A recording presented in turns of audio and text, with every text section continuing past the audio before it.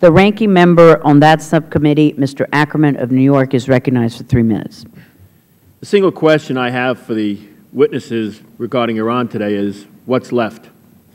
Because unless you have means to apply more pressure to Iran diplomatically, politically, and economically, we're near the point where other options will have to be considered. For a variety of reasons, I think we'd all like to avoid those options if we can. Thanks to the good work done by the previous Congress and with the support of the Obama administration, we have massively increased the pressure applied by American economic and particularly financial sanctions. Picking up where the Bush administration left off, President Obama and Secretary Clinton did tremendous work to build a new consensus now enshrined in a UN Security Council resolution to isolate Iran diplomatically and to restrict many of its avenues of trade. But those efforts are, frankly, not enough. The pressure on Iran has gone up, but this new heightened pressure is nowhere near the point of forcing the Ayatollahs to deal away their nuclear capabilities. What kind of pressure would suffice? It's hard to predict, but here's what I'd like to see. The Iranian Central Bank and the entire Iranian banking sector need to lose whatever capacity they retain to facilitate Iran's international commerce and trade.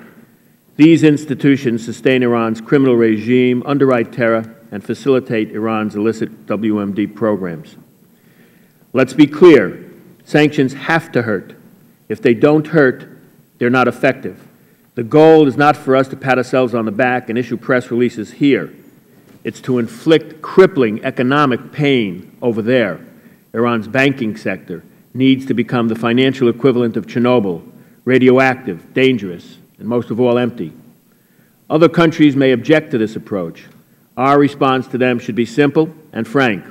Either assist us in cranking up the pressure on Iran by economic and financial means, or accept that the United States and other like-minded states will be compelled to deal with Iran's unresolved nuclear issues by other means.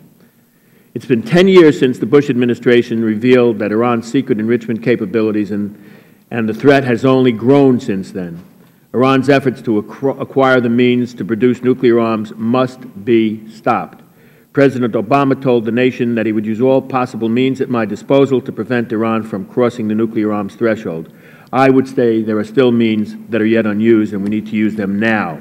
Finally, I'd like to express my deep dismay about the administration's truly pathetic and inadequate execution of the Iran rights protections provisions passed into law last year.